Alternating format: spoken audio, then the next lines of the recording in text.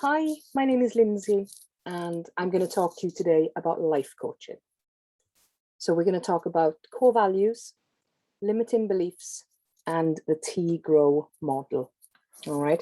So I'll start by giving you an introduction to life coaching, what life coaching is, what does it mean, who is it for.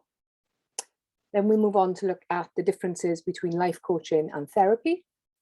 Are they the same or are they different? Then we look at the core values, limiting beliefs, and the T-GROW model, as I mentioned in the title slide. And then we'll conclude to finish off. Okay, so let's begin then. What is coaching? What do we mean by the phrase coaching? Okay, now you're probably most familiar, if you look at those pictures, you're probably most familiar with the sports coach at the bottom right.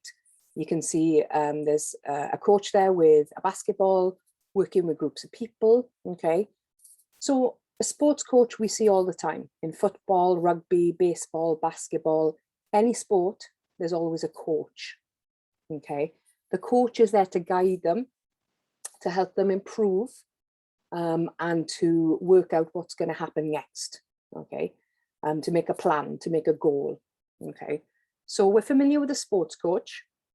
If you look at the picture on the top left of a business meeting, you might also have heard of business coaches, okay? A business coach is somebody who goes in to work with companies.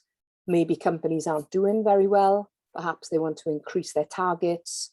Maybe a company is going through a process of change and wants to work with different clients, try to sell or do different things. Then they would hire a business coach, okay? What you can see in the other two pictures is somebody who is a life coach. And that's what we're going to talk about specifically today. Okay, so life coaching is a broad term for the different parts of our life. Okay, so if you want to have help, if you need guidance with something specific in your life, you could hire a life coach. Okay, and they would work with you on that particular element of your life. Okay, so for example, you could have a confidence coach if you're not feeling very confident and that's something you want to develop and improve. You could have a career coach, okay, if maybe you don't feel satisfied in your job, perhaps you don't feel like your skills are being utilized, and maybe either you want to change career or you want to be better in your job, okay? Number 3, relationship coaching. Now, relationship could be with anyone, could be your partner, your family, your friends. If there's an issue or a problem, then a life coach could help you with that, all right? There's lots of other examples. Group coaching. Most life coaching sessions happen one-to-one, but sometimes some people like to do it as a group, okay? So then you could discuss your problems or your goals with other people. Yeah, maybe they have similar goals and problems, and that might help you listen to other people.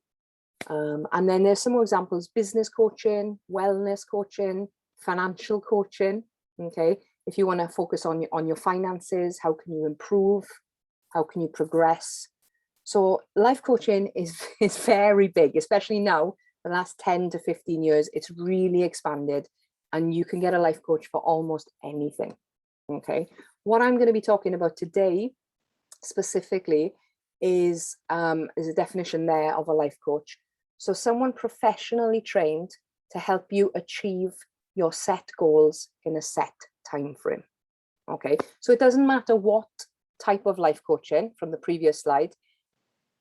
Any type of life coaching, you have to set a goal and you have to work out when you're going to achieve that by.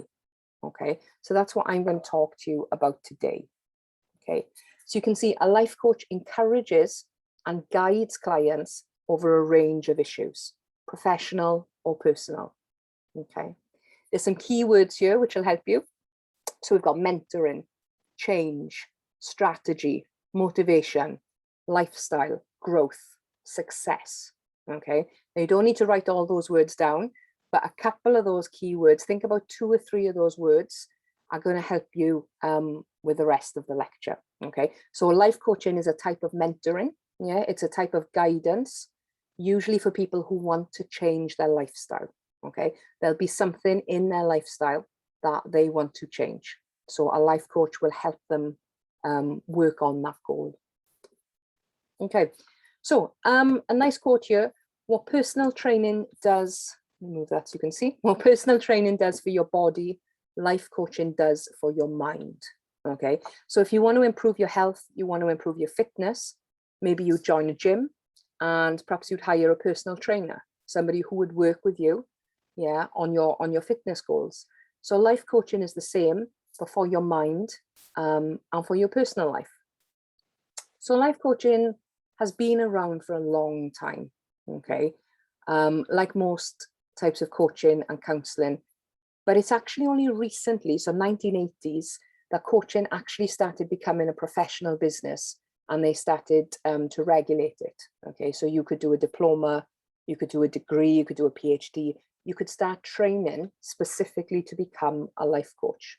Okay, so in the 1980s, it was more popular with sports and business, particularly in the US. Yeah, in the States, it was more common.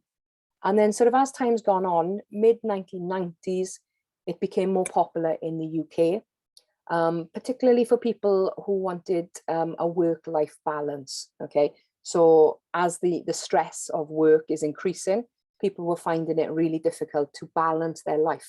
Okay, there was always something causing stress or causing anxiety, which is the main reason that people would hire a life coach. All right, so maybe you're stressed, perhaps you're a very busy person, perhaps professionally you're busy, perhaps your life is a bit chaotic, perhaps you have a lot of family, friends, social commitment, children, work pressures, financial pressures, whatever the reason. Sometimes health and fitness is a really popular one. Whatever it is that you're struggling with, a life coach would be able to help you. Okay, so life coaching is for anyone. Okay, anyone who wants to work on a specific goal. All right, so a life coach would sit with you. Okay, you talk together, either face to face or online, and a life coach would help you identify what the goal is that you want to work on. Okay, and why. And sometimes the goal would be very clear. Sometimes you don't know until you're sat with a life coach trying to work out why you feel a certain way, what that goal is that you need to change. Okay, so it's quite an open process that involves a lot of communication between you and the life coach. Now, the differences between therapy, counseling, and life coaching. Okay, sometimes when somebody starts life coaching, what they actually want is a therapist or a counselor. Okay, not a life coach. So very brief outline of the differences. Generally, when you go to therapy and counseling, they tend to focus on the past. Okay, there'll be a root of a problem or an issue or a conflict that has happened in your past that is resulting in your present today. Maybe you feel a certain way because of something that happened to you or something that you experienced. With life coaching, they're not really interested in the past so much. It's more about how you feel now and how can we focus on the future? How can we move forward? Okay. Whereas therapy and counseling, generally they're trying to fix something, okay, which isn't negative. That's perfectly valid and positive for lots of people. But when you go to life coaching, when it's more future focused, okay, I want to achieve this in a year. I want to achieve this in a certain amount of time. How can I do it? Irrelevant of things that you've experienced previously. Okay. A therapist or a counselor tends to offer advice, maybe give you some insight. Yeah, maybe based on what you've shared, they might advise you in a particular way. Whereas a life coach is generally more equal. They don't tend to advise you. They sort of guide you by asking very specific active questions for you to try to work out the answer. Okay. And then lastly, therapists and counselors generally tend to try to reinstate stability. Yeah, due to anything that's happened previously, maybe you're not feeling great or stable or consistent. So they'll try to help with that, which is really important. Whereas a life coach will tend to focus on how can you progress? How can you move forward with your life path? What goal are you going to work on to try to be a better version of yourself? Okay, so there are lots of similarities, but there are also some very clear differences there. So when you start working on life coaching, the first thing that you would do is identify your values. Okay, so these are called core values. Our core is something important, something fundamental to us. Okay, so what you would do is you'd identify your values to try to achieve your goals. Now that might sound a bit strange because I think a lot of time we all have core values and core beliefs, but I think they're sort of instinctive. That a lot of the time we haven't sat down and written a list and thought, what are the things I believe in? Okay, whereas actually that could be quite useful sometimes to think that, because the reason a lot of people need life coaching is because they have stress or anxiety, because there's a conflict between their core values, what they believe, and the action that they're taking in life. And when those things are different, then conflict is created. Okay, so got a brief activity. I want you to just think about, you don't have to do this now, think about the question, and later in your seminar discussions with your friends and your colleagues and your teachers, you can discuss this. What are your core values? Okay, now if you're thinking, Lindsay, what does that mean? Okay, I'm going to tell you. So your core values, what is important to you? What do you believe in? So some general things, you know, I believe in kindness, I believe in equality, I believe in helping others. So those are some of my core values. They're quite general, okay? But these are the four areas that we would work on if you were doing life coaching. Okay, so number one, integrity. Okay, so integrity is who we are. That's a fundamental core value. Okay, who are you? What do you believe in? Okay, what are your beliefs? They might be quite general, like kindness, you know, equality, quite a big social belief. You might have particular religious beliefs. Okay, and for some of you, it'll be easier to identify than others, which is the same in life coaching. When people go for life coaching, for some people, it takes a while to think about these core values and core beliefs because many people haven't thought about them before. Okay, but it's really integral to the process that you know what your core values are. Okay, number two, accountability. So we need to be accountable, okay, to ourselves, to our goals, but most of the time having somebody else to be accountable to will definitely increase the probability of you achieving that goal. Okay, if one of my goals is to go to the gym 3 times a week, okay, if it's just me, maybe I'll go once, maybe I'll go twice, but perhaps I won't go that 3rd time because it's just me. Whereas if I've agreed to meet a friend to go to the gym, or I have to tell my life coach next week I haven't been to the gym 3 times, then I'm more likely to go because I'm accountable to somebody else. Okay, it's the same with studying. Yeah, you'll often say in week 1, I'm going to study 10 hours extra every week. Yeah, when I go home, I'm going to do 3 hours of grammar. I'm going to do 3 hours of writing practice. Okay, and while you believe that, how often do you do that? Okay, whereas if you've got a teacher or a tutor or family asking you, weren't you going to do some grammar practice today? Yeah. What grammar? What are you focusing on this evening? Yeah, when people ask you specific questions, it makes you accountable. So that's really important. Diligence and discipline. Diligence and discipline just mean persevering, okay? Being determined to do a task, okay? Having the discipline to do something, to regulate your behavior, to be consistent, okay? So if I'm going to go to the gym 3 times a week, I'm going to go on a Monday, Wednesday, and a Friday. Okay, if I build that into my routine, I'm more likely to go. All right, so we have our core values and our core beliefs, but we also have something called limiting beliefs. Okay, so this is the negative thoughts that we have in our head.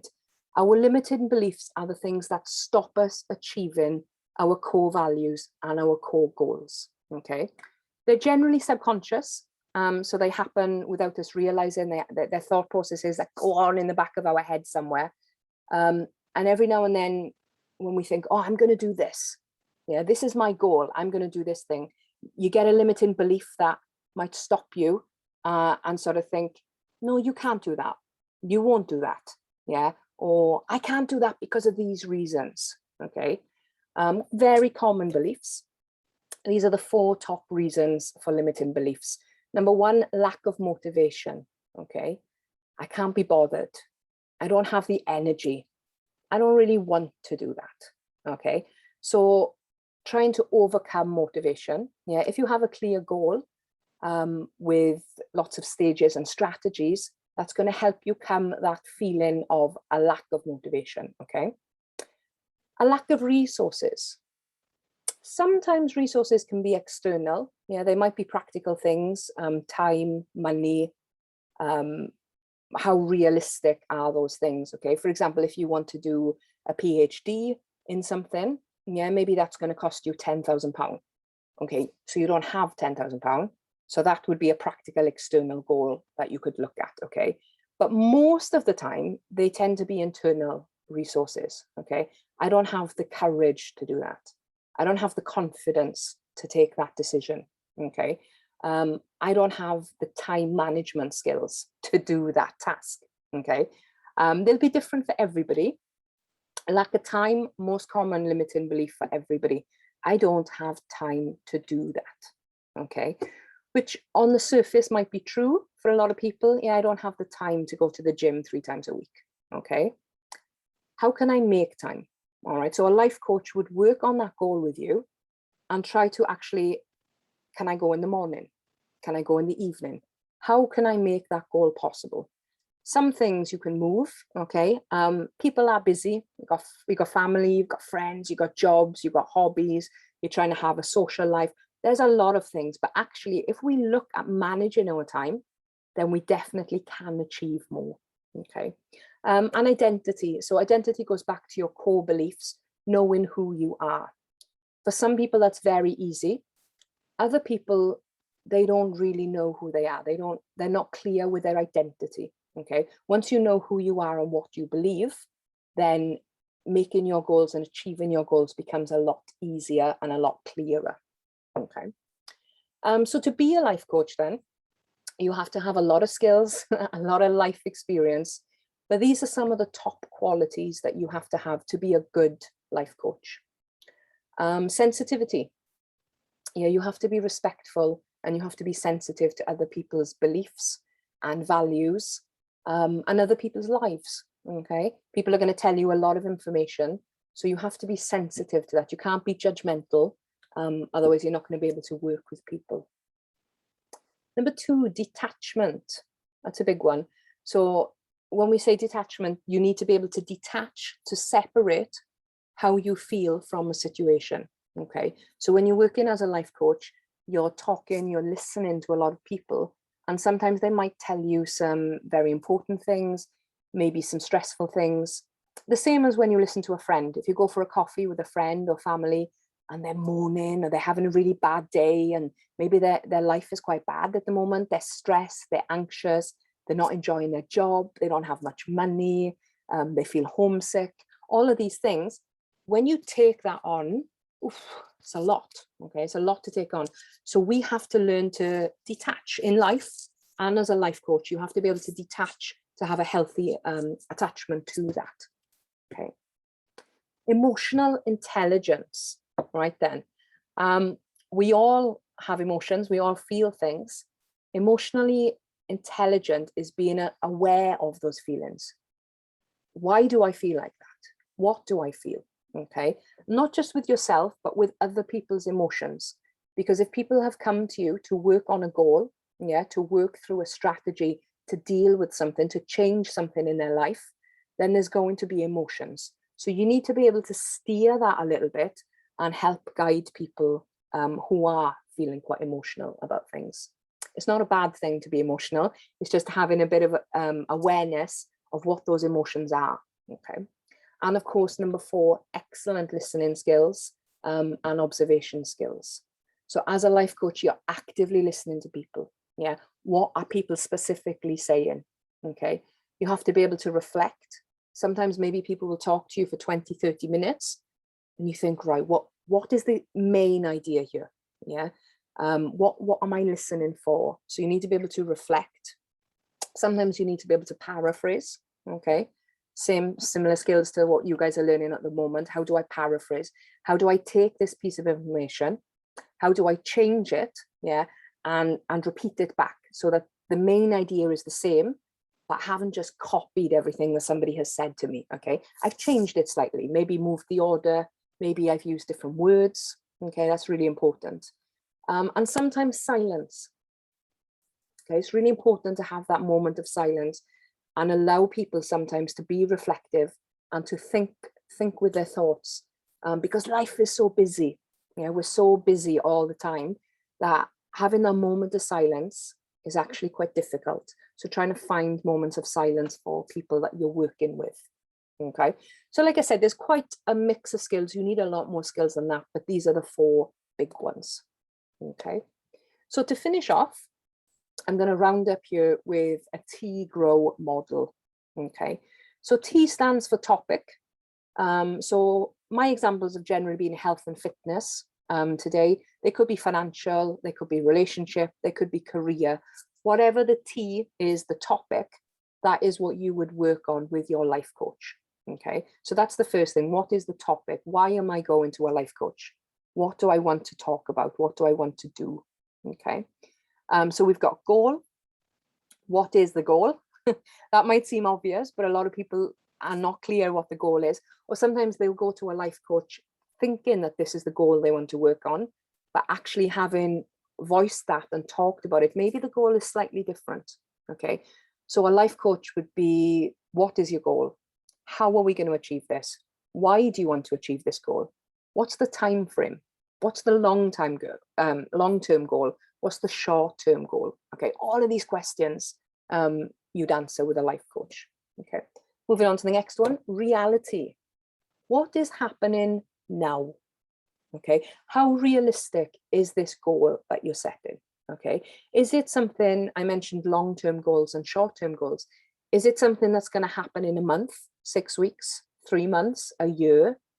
Are we looking at a 5-year goal? You know, how big is this goal?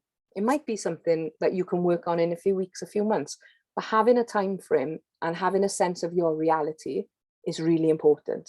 Okay, if I've got a really busy life, can I get to the gym 3 times a week? Okay, if I go in the morning, yes, I can go. Okay, if I plan to go after work, or maybe after work I see family, friends, then it's 9 o'clock and I haven't been to the gym. Okay, so trying to fit that in with your reality. Okay, options. What could you do? Okay, this is quite important. What could you do? What will you do? When we set out goals, we're very ambitious. Okay, if you think about New Year's, so in the UK, it's in January, yeah, the start of a new year. Everybody has a big list of goals. I'm going to save £1,000. I'm going to lose 3 stone. I'm not going to buy coffee from Starbucks anymore. I'm going to walk. You know, we all have these goals. And we mean it at the time. When we set these goals, we intend to achieve these goals. But as the month goes on, as we get to February or March, we've forgotten about these goals, okay? Because there isn't an action plan. So with options, you need to create an action plan with your life coach. What could you actually do in this time frame? Okay, so looking at your reality, where is there actually space for you to take an hour a week, or maybe a couple of moments in your day to work on the thing that you want to achieve? Okay, that's really important, which leads on to the last point, will. Okay, what will you do? Okay, because you set these goals, it's quite a big task to work out what your goal is going to be, but then are you going to do it? Okay, so the life coach will help you. What will you do? Will you take action? Will you achieve this goal? Or will you just repeat what you've already done previously? Okay, so having those strategies with your life coach is essential for you to achieve your goal. Okay, that's the end of the lecture. Thank you very much for listening. I hope you've enjoyed and hopefully learned something. Brief conclusion. So life coaching is for anyone who wants to change a part of their life, okay? You'd work on a goal, you'd decide on a goal, and then you'd work through that goal. You'd look at your core values, okay? Don't forget that activity I set you earlier on. Have a think about your core values, okay? Limiting beliefs. What are the things that are holding us back, okay? Those subconscious thoughts in our head. And then lastly, the T-GROW model, okay? Having a look at a topic, having a look at the goal, the reality, the options, and the will. What will you do? All right. Thank you very much. Here are my references. And here's the information for my reference that you'll need. Okay, so my name and the title of the lecture. Thank you very much. And I look forward to hearing all about your discussions. Thank you.